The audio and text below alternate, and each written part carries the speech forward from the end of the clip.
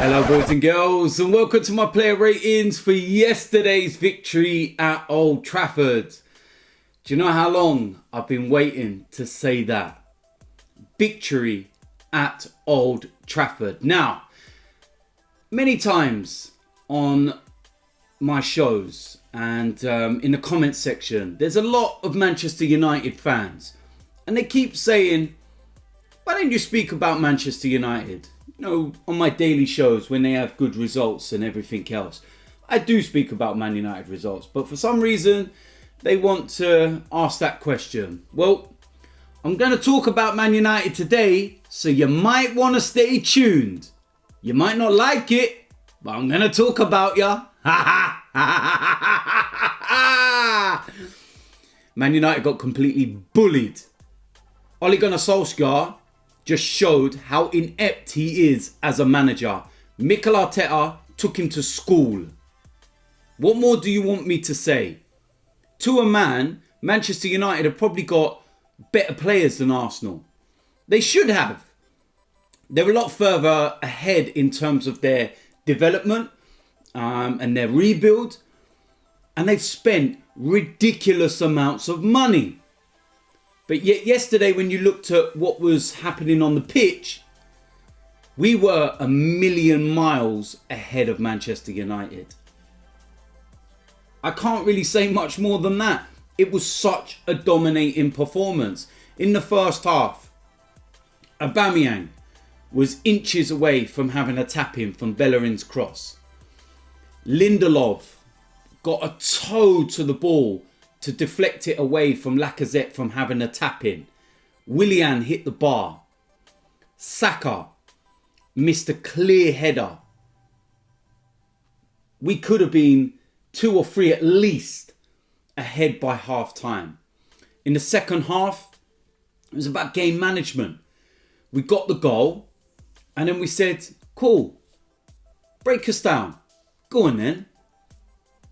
Show us what you got. You're playing at Old Trafford, the theatre of dreams.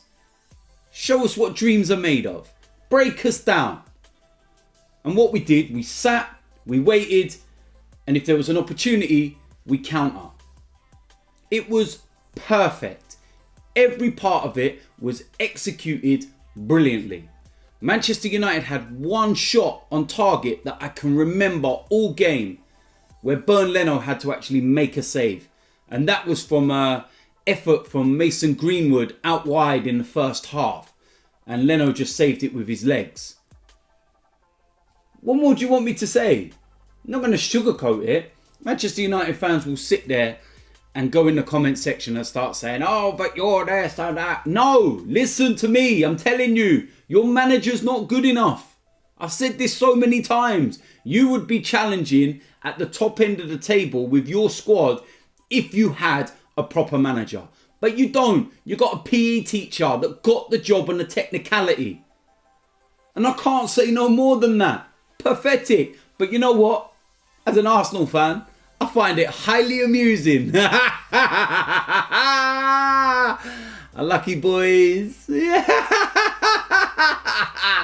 Absolute meltdowns from Manchester United fans, and I love every minute of it. So many Man United fans getting cocky because they had a couple of good results in the Champions League. Granted, they beat PSG and RB Leipzig. Unbelievable results.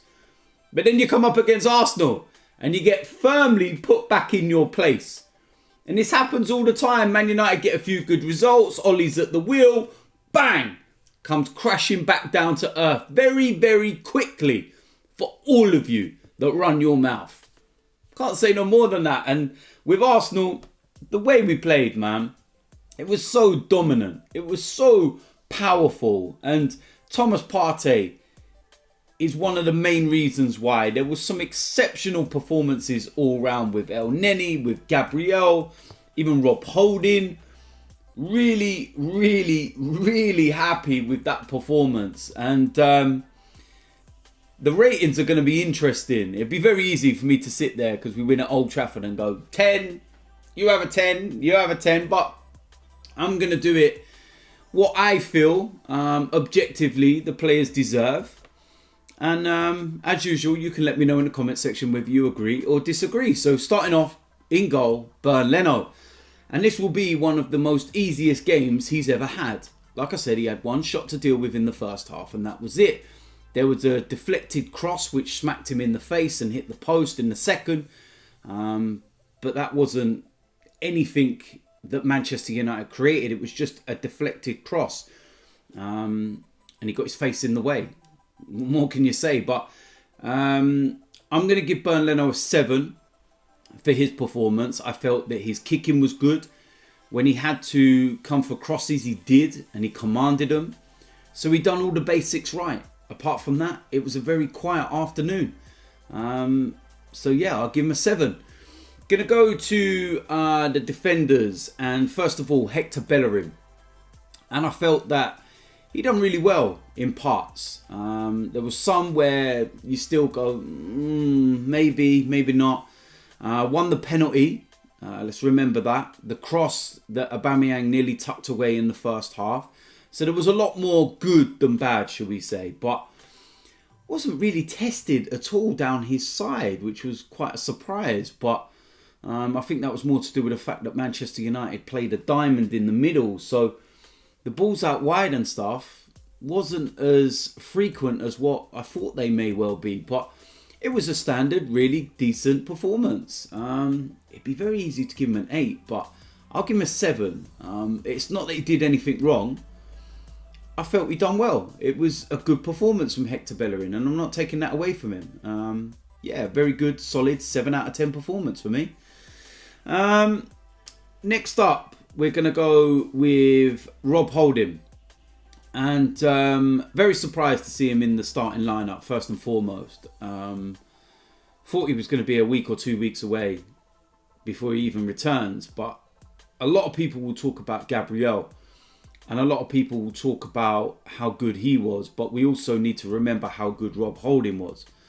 And I think that he was part of, that jigsaw that all fitted together nicely to make it a solid base. And Manchester United had no answer for it. And because he was focal in that central area in comparison to Bellerin out wide, I'm going to give Rob Holding an 8 for that performance, because I just felt that his partnership with Gabriel was absolutely immense. Absolutely immense. So I will give him an 8. And I do kind of feel bad that I'm giving Hector a 7, but I just feel that given the positions they were in, Hector was not overly tested. Whereas Rob Holding, although Manchester United never had the shots or anything, they were probing in and around that area. And he had to be so switched on. And given the fact that he'd had one training session going into this game, he did exactly that. He was switched on. And that's why I'll give him an 8. Next up, we have Gabriel. How much did this guy cost? I've seen the pictures after the last 2 league games that we played, or last 2 games in general, sorry. And Gabriel keeps getting drug tested. I'm not surprised, to be honest with you, because he must be taking something to be this good. I'm absolutely staggered how good this guy is. I knew what he could do. I knew he was a good defender, but did I think that he could take to life in the Premier League like this so quickly and bully strikers the way he is? Nah, I didn't think he was going to be able to do that, but he is. He was immense, fighting for everything. Absolutely superb. I can't say no more than that. He gets a 9 for his performance. Next up, we have Kieran Tierney. And it was same as Hector Bellerin. A very solid, standard performance. Good when he needed to be. And a very easy afternoon in many respects. There was one moment in the first half, I think it was, when he let the ball go over his head and it was a bit of a dodgy moment. But apart from that, I felt he worked really, really well. And again, I'm going to give him a 7. Same as Hector in that respect. But no problems with his performance all round. I thought he was good. But just not as good as Holding and Gabriel. And I feel that, you know, him and Bellerin had a relatively easy afternoon, to be honest with you. Considering all the talk before the game as to what was going to happen to him. Yeah. All right. Next up, we're going to go with the young lad Saka. And I felt it was a mixed performance in some respects. I felt in the first half he gave the ball away a couple of times. I felt in the second half he started to look a little bit tired. And that's where some of the sloppiness came in. I thought he would have came off. I felt that maybe we needed a bit of experience, some fresh legs. And given that he's played a lot of football, I felt it might have just caught up on him a tiny little bit. But overall, his performance was really good. And it was pleasing to see the way that he plays. And he plays with no fear.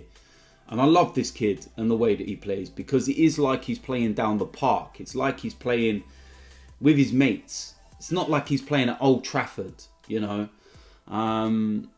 So yeah, it was a good performance. It was a bad miss in the first half. I think that he should have done a lot better, at least test the keeper. But overall, decent enough performance. I'm going to give him a 7 for his performance. I thought that was decent all round, but just maybe a little bit tired. But he played the entirety and he done well and he worked really hard.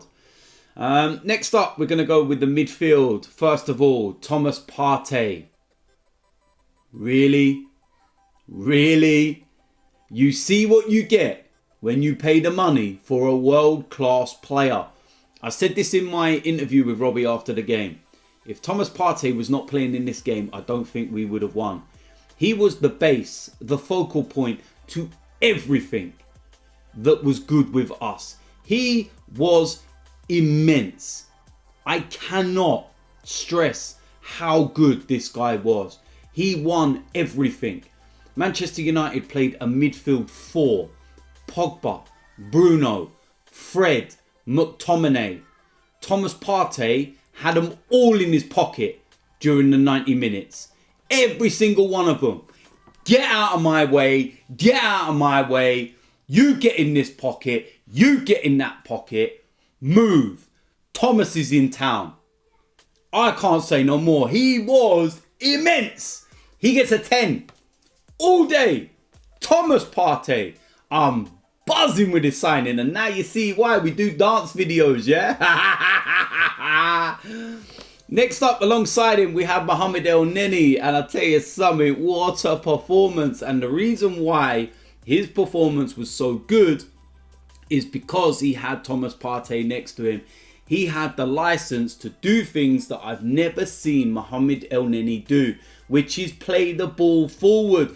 I nicknamed this guy Mohamed El Sideways before he went out on loan to Turkey, because that's all he used to do, play the ball sideways. But yesterday, it was all forward passing. His energy and his work rate was exceptional. You see the way he was running down the Man United players in the 91st minute. This is a guy that played the game only a few days ago. His engine is ridiculous. I would love to know this guy's stats on one of them bleep tests. Honestly, he is unbelievable. That performance was superb. Mohamed Elneny gets a 9. End of. Next up, we have Willian. And I felt that his experience at times come in handy, but I also think at times he was a bit sloppy. His delivery wasn't as good as normal. I feel that he should have done better with his chance that hit the bar. I know you can say it was unlucky, he hit the bar, but I've seen Willian put them in the top corner for Chelsea. So overall, I think his experience was crucial in this game. And it was a decent enough performance, given it was his first game back from a little injury. But I'm going to give him a 7 as well. I think it was a decent enough performance. Not right up there as standout, but enough. A solid enough 7 out of 10. Next up, we're going to have Alexandre Lacazette. And I actually felt he played well. I thought his hold-up play was good. I felt the way he linked with the strikers. There was a moment in the second half where he intercepted a ball just inside our attacking third. Laid it off to Oba, who nearly bent it in the bottom corner. Was unlucky with that effort where he would have had a tap in, but Lindelof just got a toe to it. And I felt all round it was decent enough. And I'm going to give Lacazette a 7 for his performance. Came off with 15 minutes to go. Looked a little disappointed, but you will be. But overall, his work rate was brilliant. And I enjoyed that. That was a decent 7 out of 10 performance for me. Next up, we have the captain, Pierre-Emerick Aubameyang. And people are questioning this guy. Come on, man. You know he's just going to score goals. I don't care if it was a penalty. I don't give a damn. The man scores goals for fun, and he's going to keep scoring goals for fun. He's had a little blip. First time in over 2 years of being at the club, he's had a little blip. Oh, he's got 4 games without a goal. And people start questioning him and contracts and everything. Allow it. Stop talking, man. He's a world-class striker. Back on the score sheet again. Coolness personified. That's the word. Yeah, nice. And it's as simple as that. What do you want me to say? That's his dance floor now. Man's there giving all the moves and everything. Yeah! Where's your Jesse Lingard now? Lovely. Scored the winning goal. So he's going to get an 8 for me. And I can't say no more than that, really, to be honest with you. In terms of the substitutes, Eddie Nketiah was on there the longest, just over 10 minutes. Mustafi came on with 3 minutes and Maitland-Niles 4 minutes. So you know what? They never really affected the game or had a long enough period to play. So I'm giving, straight 5s through the middle because they weren't really on there for long. In terms of the manager's rating, Mikel Arteta, I am giving him a 10. It's as simple as that. A lot of people would have seen the lineup and before the game gone, oh no, what is this? Mohamed El Neni, etc., etc. And it worked. It was a game plan. It was executed to perfection by the players. It was just immense. Absolutely superb. A Mikel Arteta masterclass. Schooled Ole Gunnar Solskjaer. I can't say no more than that. He gets a 10. End of. So, there we go. That is it for my player ratings. First one I've done in a little while. And as you can see, I'm still happy. As usual, let me know in the comment section whether you agree or disagree. If you do disagree, what ratings would you give a player if they're not the same as mine, etc., etc. Make sure you get over to the DTFC channel as well because we've got the latest game on there and it's probably going to be the last game you see for the next month or so. With football at our level look like it's shutting down. And yeah, if you're new around here, hit the subscribe button, smash a like on this video, and I will see you lot soon. I'm out of here.